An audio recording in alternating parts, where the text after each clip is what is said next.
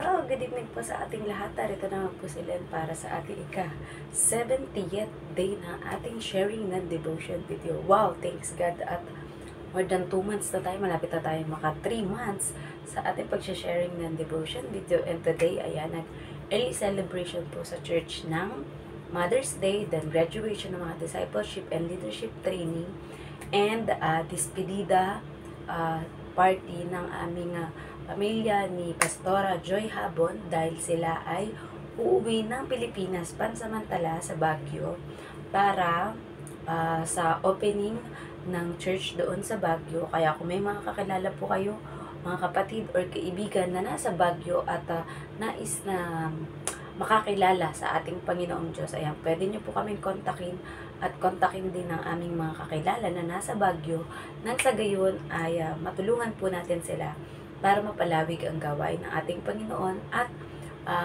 matulungan ang bawat isa para sa paglagong espiritual.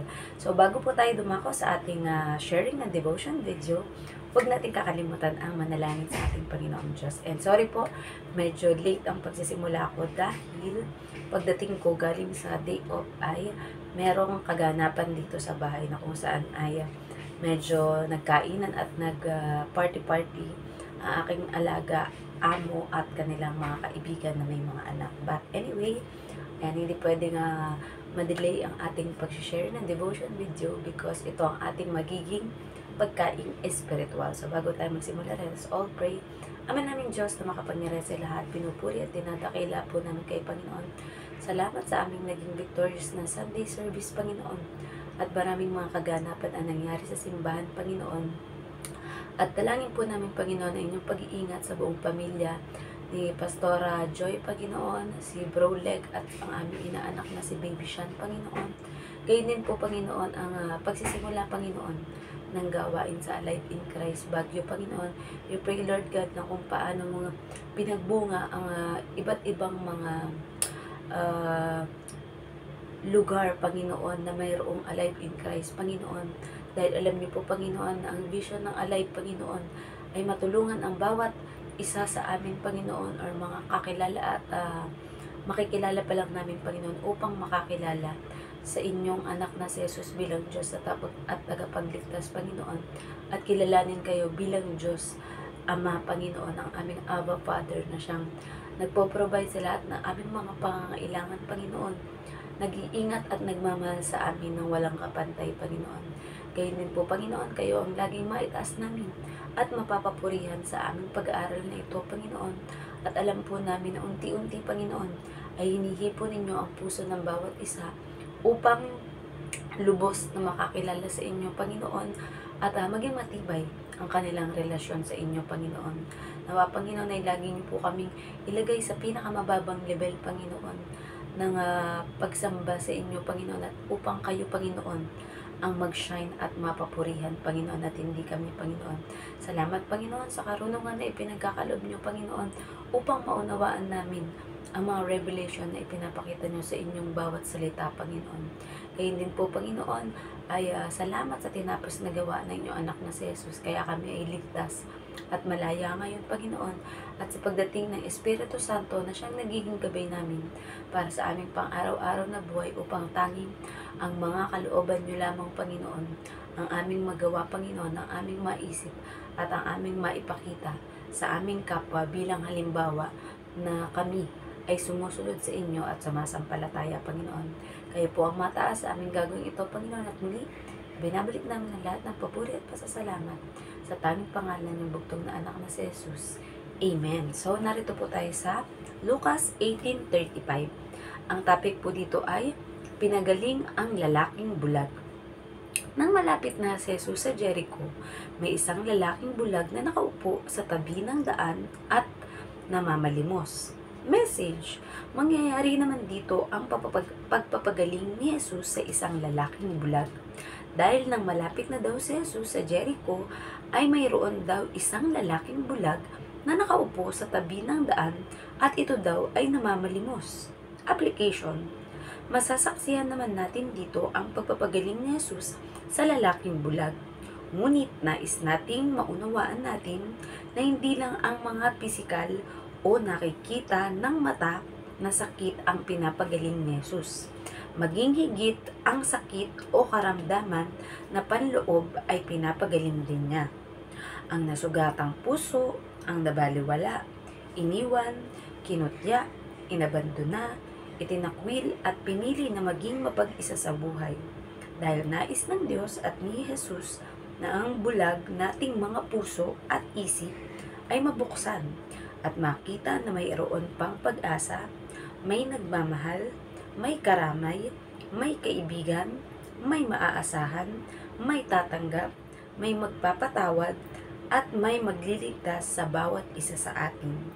Sa kabila ng ating kamalian, pagkaligaw, paglayo sa tao at sa Diyos, nariyan lang siya at si Jesus na nag-iintay na tawagin mo. So, purihin ang pagkabasa ng salita ng Diyos. So, yun na nga, diba, dito, ayan, so, sa pagbabasa natin ng different gospel like John, Mark, and Matthew, ayan, nasaksihan din natin nun dahil syempre mga disciple nga sila ng ating Panginoong Yesus kung sino-sino or kung ano-anong mga karamdaman ang napagaling ng ating Panginoong Yesus.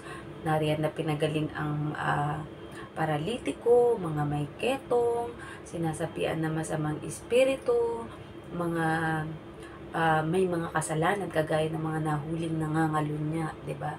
Yung kumbaga hinusgahan ng mga tao, ayan, tapos ay patay, ayan, si Lazaro namatay. Yung anak ng isang what we call this, isang the great, basta yung anak niya na 12 years old na dalagita ay namatay na, ngunit muling binuhay ng ating Panginoong Yesus, 'di ba? So, tinitingnan ng ating Panginoong Diyos o ng ating Panginoong Yesus kung mayroon tayong pananalig upang maramdaman natin at tunay na ma-experience ang pagpapagaling. Ayan, kaya nga, 'di ba, sa explanation ko dito, yung mga ipinapakita sa mga kwento ay mga sakit na pisikal, nakikita, na o-observe ng bawat mata ng mga tao. Subalit bukod sa pagpapagaling sa panglabas ng mga karamdaman, ang hindi natin alam ay napapagaling din ang espiritual na buhay ng mga taong pinapagaling ng ating Panginoong Yesus. Kasi, 'di ba, sa mga nabasa nating example, lalo higit yung mga may ketong, 'di ba? Ang mga may ketong, bilang example na lang din sa nauna nating mga naging topic sa ating devotion, ang mga may ketong na mga tao ay pinandidirihan ng mga tao noon sa panahon ng Israel dahil sobrang mataas ang hygienic purposes or hygienic na pag-iingat ng mga Israelita. Kumbaga, kung mababasa ninyo, pati ang mga babaeng may dugo or nireregla or nagkakaroon ng buwan ng dalaw, ay hindi ka pwedeng umupo for one whole day doon sa upuan na inupuan ng babaeng dinudugo. So, tinan nyo, 'di ba? Sobrang grabe ang pagiging malinis ng mga Israelita. Subalit, ayan, kung ano ang kalinisan nila pagdating sa mga ganoong mga batas, ay ang kanilang mga puso ay puno ng panghusga, paglalayo sa mga tao, lalo na yung mga may karamdaman na pisikal, sa karamihan dahil ayaw nilang mahawa, ayaw nilang masabihan sila na marumi dahil nakikisama sa mga taong may sakit or mga makasalanan. Kumbaga, nagiging separatist sila. Yan kasi ugali ng mga Pariseo. Kapag na-research nyo po yan, ang Pariseo or Parisi, ang ibig sabihin niyan ay separatist. Ang mga Saduseo naman, ayan, ay feeling nila ay sila ang mga the righteous one. Pero 'di ba, ang kanilang mga paniniwala ay taliwas sa ipinakita ng ating Panginoong Hesus na pag-ibig, grasya at habag. Ang mga katulad naman ng mga Pariseo at mga Saduseo ay puro mga paghihiwalay sa mga taong mayroon ng karamdamang pisikal at dinadagdagan pa nila ng karamdamang pangdamdamin na kumbaga inihiwalay sila, diba? Kaya nga dito, sa pagpapagaling ng ating Panginoong Hesus, mararamdaman ng kanyang pinagaling na hindi lang sila pinagaling sa physical, ngunit pati yung kanilang spiritual, na-restore ang kanilang spiritual. Na diba, kung sa dati, dahil may sakit sila, or obviously may mga ketong, ganyan, mga bulag,